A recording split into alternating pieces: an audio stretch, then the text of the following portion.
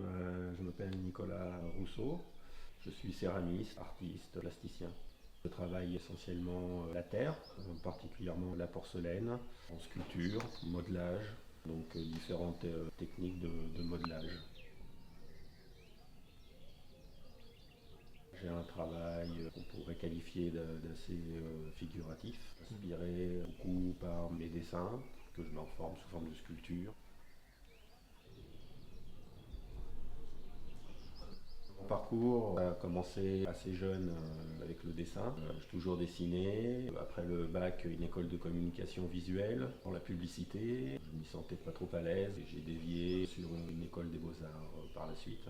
Toujours dans l'optique de vouloir faire quelque chose dans la création, dans l'art.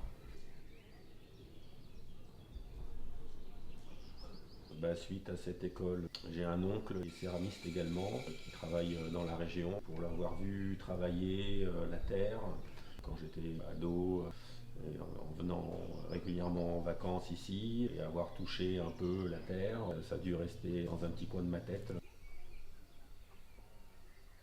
Après mes études, mon oncle m'a proposé de faire un stage chez lui, de formation à la céramique. Pendant un an, j'ai travaillé la terre avec lui. Il m'a initié à peu près à différentes techniques. J'ai fait un peu de tournage, travail à la plaque, le travail au colombin. Le champ est vraiment très, très large. Moi, après plus tard, ça m'a permis de développer mon propre travail avec ces différentes techniques. Après, s'en est suivi une installation avec un atelier, le début d'une production. Alors les influences, j'ai eu 50 ans il n'y a pas longtemps, donc ça veut dire que j'étais un enfant dans le début des années 80, donc avec l'arrivée des premiers mangas, des premiers animes, avec ce bon vieux Goldorak, à peu près une dizaine d'années quand c'est arrivé à la télé. Pour les gamins de cet âge-là, à cette époque-là surtout, ça a été un petit peu un choc visuel, ce qui arrivait un peu du Japon. Dans mon travail, on peut trouver pas mal d'influences. On peut parler d'une façon générale de la pop culture. Dans la pop culture, on peut très bien intégrer aussi tout ce qui est du domaine aussi, du cinéma de genre, cinéma fantastique, science-fiction, voilà, tout ça, ça me passionne. L'univers des contes, la mythologie, tout ça fait partie vraiment intégrante de mes influences dans mon travail. Et donc moi mes petits monstres, je les appelle des toys, comme en référence aux toys qu'on peut rencontrer sur le marché, ces petites bestioles qu'on voit en vinyle.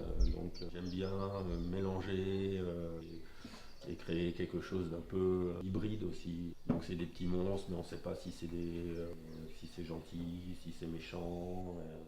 Après je laisse beaucoup libre cours aussi aux gens d'interpréter à leur façon ce qu'ils voient. Donc après, il y a beaucoup de plaisir aussi à les faire, après, en espérant que les gens prennent aussi du plaisir à les voir.